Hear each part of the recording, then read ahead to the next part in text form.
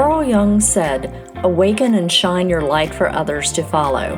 The privilege of a lifetime is to become who you truly are." This is an invitation to move differently in the world, to operate from a place of deep knowing and alignment. I'm Adrienne McDonald, and welcome to the Source Code Podcast. Let's dive in.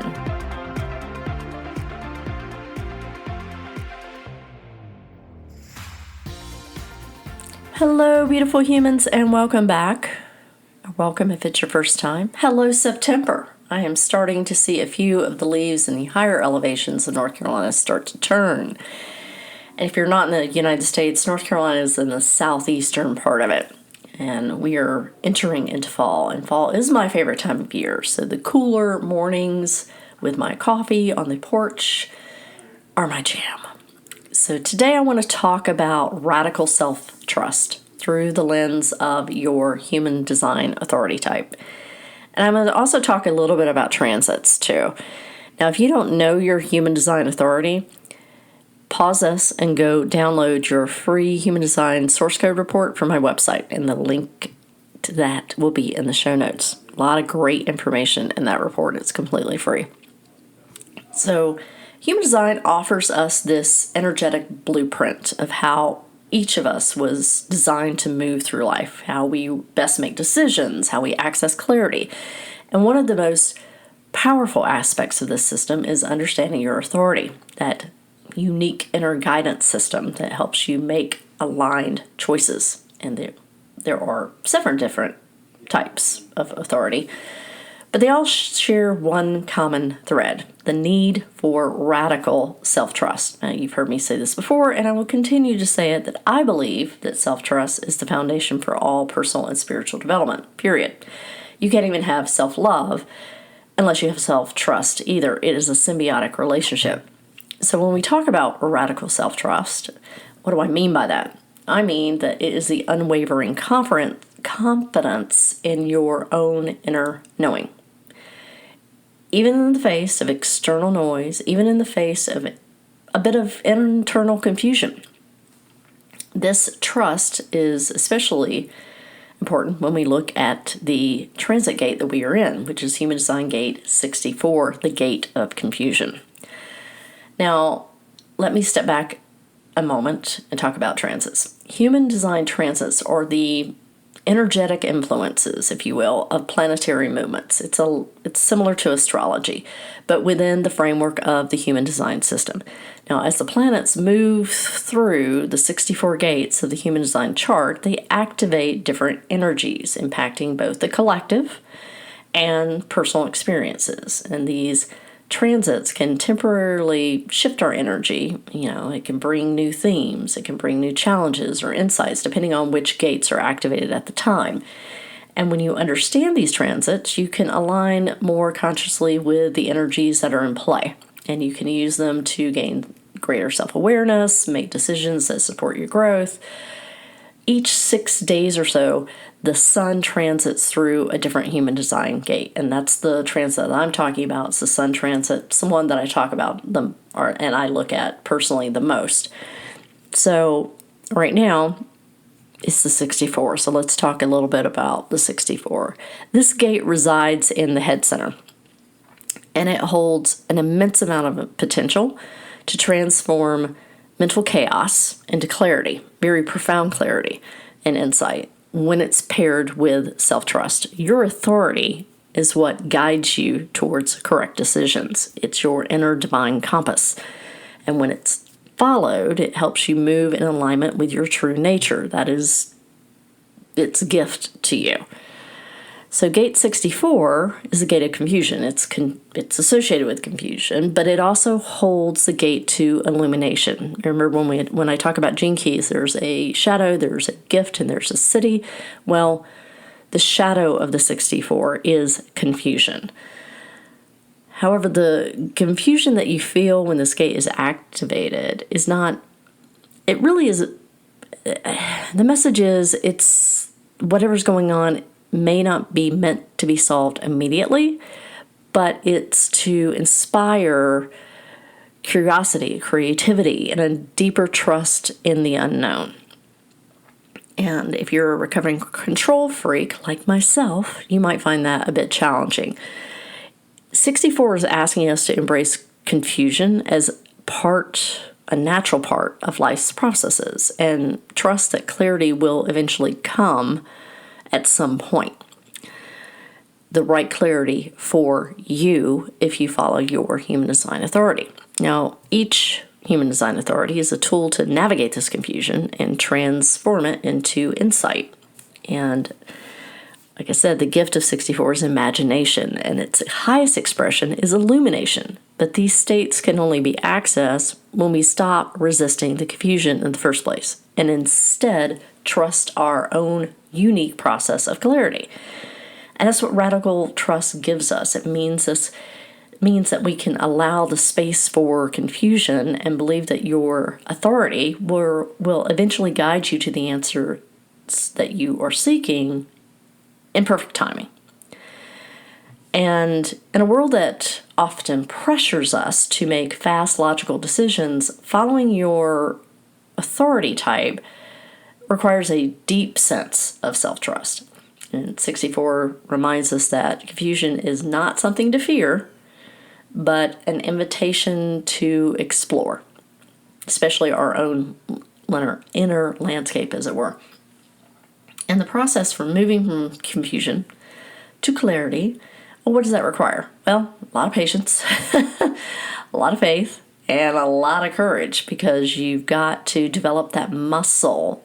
And I mean, that's part of getting into human design. It's an experiment. So you are experimenting, and that takes courage to experiment, especially if you've been up in your head all your life. So let's go through the different types.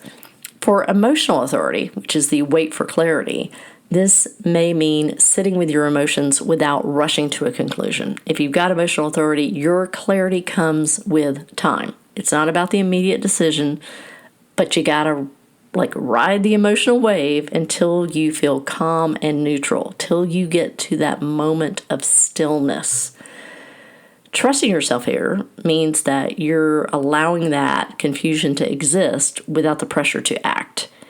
And as 64's energy surfaces, you got to lean into your emotions and then let them settle before making any major decisions.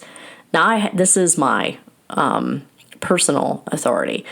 And if you've been listening to the podcast, you know that this continues actually to be one of my bigger challenges, because I do have a defined sacral, and so I do get that hit, but I got to ride that wave. And sometimes that's hard. And here are a couple of questions that you can ask yourself if you have this authority type. Am I giving myself enough time to ride the wave? Ride the emotional wave before making this decision. And another one is, how can I allow mental confusion to exist without rushing to find an answer? And that one, I'll very honest, I'm still working on that one. And what does emotional clarity feel like in my body? And how can I recognize it more easily? So for sacral authority, the trust your gut people, it's trusting your gut instinct even when confusion clouds your mind. And for sacral beings, decisions are felt in the gut is like an immediate yes or no response. And what radical self-trust looks like for sacral authority lies in listening to that instant body reaction. And when confusion from 64 clouds your mind, trust that gut response will cut through the fog and lead you towards the right path, often like in that moment. So the questions you can ask yourself is, am I listening to my body's immediate response, or am I getting stuck in my head? How can I trust my sacral yes or no, even when my mind is confused? What physical sensations help me recognize a clear decision? So for splenic authority, that's tune into your intuition. It's following those fleeting intuitive hits, even when they don't make logical sense. Splenic authority is all about the intuitive hit, that subtle knowing in the moment. And I feel like when I've talked to trust your gut people, sacral authority versus splenic authority, like the sacral authority sort of lasts a beat longer. Splenic, you really got to be in tune with your body sensations, because this type of clarity is fleeting and it requires you to trust your instincts. It's like an instinctual fleeting thing, and you got to trust your instincts without hesitation. And the challenge of the 64 is to learn how to trust those quiet, momentary nudges despite the mental confusion. The clarity is there, it's just a little bit fleeting, and it's got to be seized in the moment. So a couple of questions that you can ask yourself is, am I trusting my immediate intuitive hits, or am I doubting them because of my mental confusion? How can I best recognize and act on my intuitive knowing? What does it feel like in my body when I'm feeling that intuitive nudge, when I'm feeling that instinctual nudge? So for ego authority, which is tune into your will, this is about being unapologetically motivated by your desires. When you have ego authority, you're tuned into your will. Decisions are driven by what you desire and what feels empowering to you. So self-trust here means being unapologetic, prioritizing what you want. And 64 stirs that mental confusion. It's essential to ground yourself in your desires and your personal motivations. Like, trust that your heart knows best, even if your mind is not clear. Some of your questions might be, am I clear on what I truly desire, or I'm letting confusion cloud my wants? How can I trust my heart desires in the face of mental chaos? What would it look like to make a decision from a place of true self-worth? So for self-projected authority, talk it out, people. It's trusting your voice to reveal the truth. Now, self-projected authority involves speaking your truth out loud to gain clarity. And you often find your answers by hearing yourself talk. When mental confusion from 64 comes up, you got to express yourself in trusted spaces that are going to help you find the clarity. And you got to trust your voice will guide you towards the right decision as you're verbalizing your thoughts. So, am I allowing myself the space to speak my thoughts out loud and hear my truth? Because truth is going to ring in your body when that happens. How does verbalizing my thoughts help clear mental confusion? Like, do you have a process? Even if someone's not in the room and you're talking to your cat or your dog, who are the right people, and I'm putting the cat and dog in there too, for me to talk to when I'm feeling unclear? Because it's not really about the response of the other person. It's like you just need to hear yourself out loud. So for environmental authority, what I said about talk it out goes for you, plus you need to be in the right physical space. It's knowing that the right environment will help dissolve the confusion. For mental projectors, clarity comes through being in the right environment and talking things out with the right people. And radical self-trust for you means trusting your sensitivity to the places and the people. So 64 can stir a lot of mental activity, but the right environment is going to help you gain clarity. So let yourself be guided about how you feel about the space you're in and the conversations and how all of that is making you feel. And the questions might be, am I in the right environment or with the right people to help me gain clarity? Do I need to, step outside? Do I need to walk away from a crowd and just talk to one person? For lunar authority, it's trusting the flow of time and waiting for your moment. And the only type that has lunar authority is reflectors. So reflectors often must wait a full lunar cycle before making significant decisions. And yes, it can take as long as 28 days, but it's mostly trusting that if it takes you 2 weeks, that's cool. If it takes you 3 weeks, that's cool. It takes you as long as it takes you, and you got to be comfortable in that, even when other people around you are not. Because your self-trust is about patience and alignment with your natural rhythm. And 64's mental confusion can feel very overwhelming. But over time, you're going to gain the clarity by observing, by waiting for the right moment, and trust that the answers will come when you honor that process of time. So some of the questions that you might be asking yourself are, am I giving myself enough time before making this decision, or am I rushing due to confusion? Am I rushing because of that pressure? How can I align my decision-making process with the natural flow of time? What insights have I gained over the course of this natural rhythm cycle that I have? And this is pretty tough because society is always, pressuring. But I find that a couple of the reflectors that I've listened to talk about the fact that when they set that expectation up, if there's a big decision coming, with the people around them of like, I'm going to need some time with this, that sort of eases and trains people that they have to deal with on an ongoing basis to build that into their own level of expectation. And it's very helpful because they're just like, here's how I process information and here's how I make decisions. So I need to set that expectation now. Now, all in all, 64 gives us an invitation to embrace uncertainty as part of the path to clarity. And, it's not just when this gate is activated. There's a lot of times in life where that's the case. And by honoring your unique decision-making process through your human design, you cultivate, you exercise, you build that radical self-trust muscle. And you open up yourself to this creative potential that lies within the confusion. And this is where transformation can happen. And that's the magic of human design when you start experimenting with it.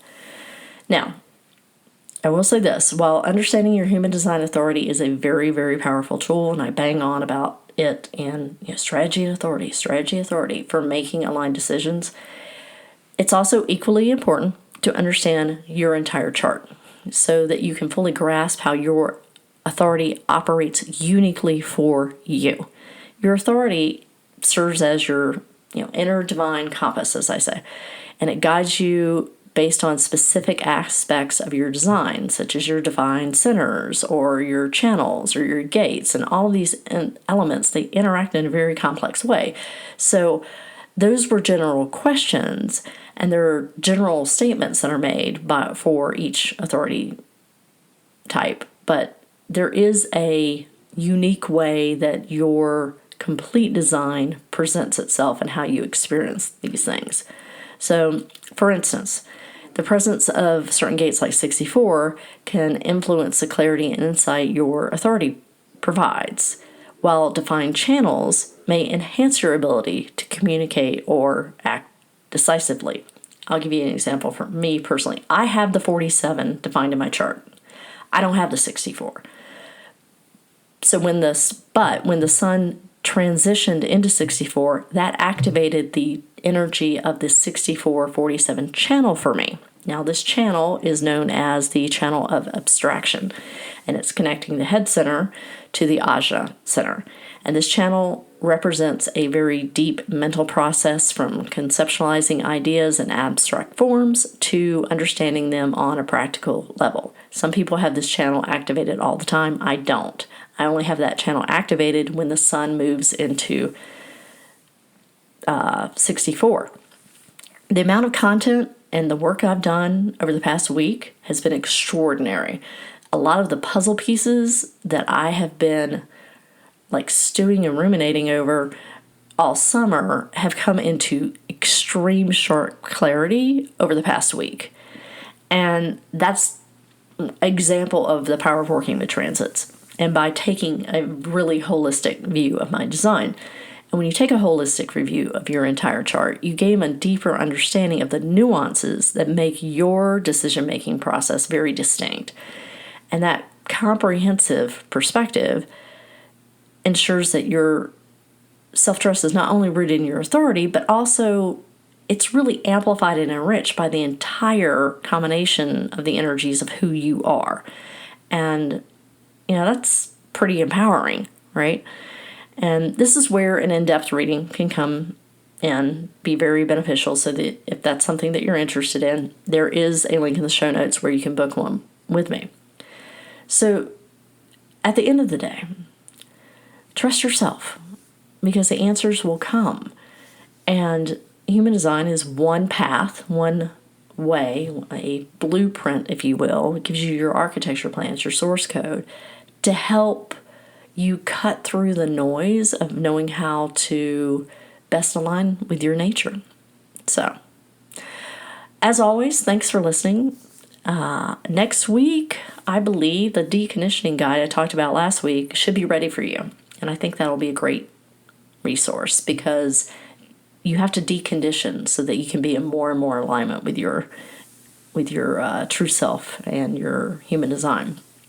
So if you have found this helpful, please share out the episode, or if you feel so inclined, leave a review. I would love to connect with you on social media. Instagram is probably my favorite right now. And remember to find beauty every day and seek out the magic in the mundane.